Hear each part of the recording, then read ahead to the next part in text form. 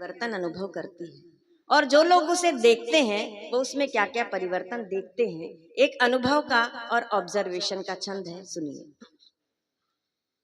कि नीम की निबौरी भोली भाली एक छोरी जब दर्पण देख के श्रृंगार करने लगे। नीम की निबौरी भोली भाली एक छोरी जब दर्पण देख के श्रृंगार करने लगे। सपनों में खोई जागी जागी सोई सोई भूल जान बूझ कर बार बार करने लगे। और फूल सी महक बात बात में चहक कर पतझड़ को भी जो बहार करने लगे। फूल सी महक बात बात में चहक कर पतझड़ को भी जो बहार करने लगे। शर्म से लाल गोरे गोरे होंगे गाल गोरी जब छुप छुप कर प्यार करने लगे। ये रामकिशोर जी, जब इनकी शादी का समय आया तो मैंने एक रिश्ता सुझाया। मैंने कहा देखो भाई, शादी करनी है तो करो, नहीं करनी है तो मत करो, लेकिन कम से कम जाकर लड़का तो देखाओ। तो ये बोले कीर्ति जी मुझे तो पसंद ही नहीं है शादी से पहले लड़की देखने का कायदा, क्योंकि जब कुएं में कूदना ही है तो फिर गहराई नापने से क्या फायदा। देखिए आजकल मोबाइल का दौर है, व्हाट्सएप का युग है, हंसाने का काम व्हाट्सएप करने लगे हैं। एक लड़की ने लड़के को व्हाट्सएप पर मैसेज किया कि जिया बेकरार है, छाई बहार है, जल्दी आकर मिल ले वरना दूसरा तैयार है।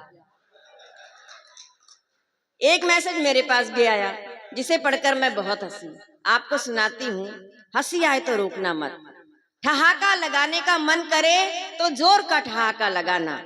मैसेज था कि मत ले जाना मेरा जनाजा उसकी गली से यारों, कि मत ले जाना मेरा जनाजा उसकी गली से यारों, नहीं तो उसकी माँ कहेगी कि कम वक्त मरते मरते भी एक चक्कर लगा गया। एक पति ने पत्नी को व्हाट्सएप पर मैसेज किया कि बेवकूफ था शाहजहां, कि बेवकूफ था शाहजहां जो इतना खर्चा कर दिया।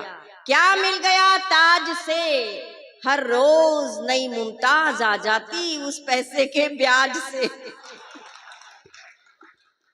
देखिए कवि सम्मेलन में तरह तरह के अनुभव होते हैं। एक बार एक कवि सम्मेलन में काव्य पाठ कर रही थी तो आगे आगे की लाइन में वहां के कलेक्टर साहब सपत्नीक बैठे हुए थे। तो मेरी कविता का रंग ऐसा जमा कि कलेक्टर साहब की पत्नी ने कलेक्टर साहब के कंधे पर धौल मारते हुए कहा कि मजा आ गया भाई साहब, और उन्होंने भी जवाब दे दिया थैंक यू बहन जी। ये कविता और कवि सम्मेलन का रंग होता है। इसमें हास्य रस भी आता है, इसमें श्रृंगार रस भी आता है, इसमें करुण रस भी आता है, इसमें व्यंग भी आता है। सब तरह के रंगों का गुलदस्ता होता है कवि सम्मेलन। और आज जो कवि सम्मेलन की टीम बनाई गई है आदरणीय श्री जमील राठवी साहब की ओर से, वो इसी तरह से गुलदस्ते को सजाया है। जितना मुझे समय दिया गया था उसके हिसाब से मैं केवल एक रचना आपको और सुनाती हूँ जो बहुत प्रसिद्ध है, मेरी कविता बेटी की विदाई की रचना। वैसे तो बहुत सारी हैं मेरे दिमाग में आ रही हैं, लेकिन एक सुनाती हूँ। बेटी बुंदेलखंड की बेटी या कहीं की भी बेटी, मैं भी यहीं की ग्वालियर की रहने वाली हूँ, अब शादी के बाद दिल्ली रहती हूँ। तो जब बेटी अपने ससुराल जाने के लिए विदा होने के लिए तैयार होती है, तब विदा होती हुई बेटी को एक माँ क्या कहती है। मैंने आपको हास्य रस भी सुनाया, मैंने श्रृंगार रस भी सुनाया, वीर रस भी मैं सुना सकती हूँ, लेकिन आपको करुणा का गीत सुनाती हूँ। भाई बात नहीं करिए प्लीज, ये माइक वाले आप बात मत करो, वैसे भी बोल सकते हो, क्योंकि कहते हैं कि वक्त के पांव अनायास ठहर जाएंगे।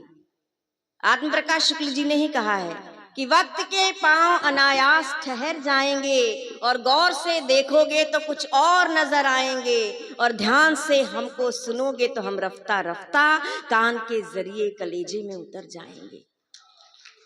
ते कान से लेकर कलेजे तक की यात्रा मेरी रचना करेगी। इस भाई ने बहुत अच्छा गीत सुनाया और कवि सम्मेलन को जिस मयार से प्रारंभ किया, आज एक बार जोरदार तालियां हमारे इस भाई के लिए बजा दीजिए। बेटी ससुराल जाने के लिए विदा हो रही है।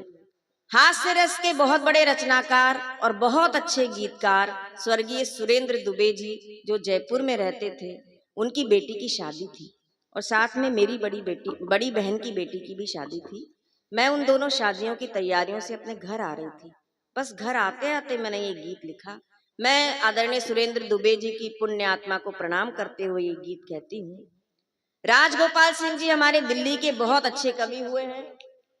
उन्होंने लिखा कि कैसा रस्म रिवाज है, कैसा ये दस्तूर। मैं नाम नहीं लूंगी तो कोई नाम नहीं लेगा कि कैसा रस्म रिवाज है, कैसा अच्छा है ये भाई। दस्तूर, देश विदेश बनाए है चुटकी भर सिंदूर। और नदिया के दो तीर हैं, बिटिया का संसार। हम बेटियों का जीवन नदी के दो किनारों की तरह है कि नदिया के दो तीर हैं, बिटिया का संसार, कि आधा जीवन इस तरफ, आधा है उसमें। आधा है उस। वाह। तो बेटी ससुराल जाने के लिए विदा होती है और एक माँ कहती है, बस इस गीत के बीच में बातचीत मत करना प्लीज।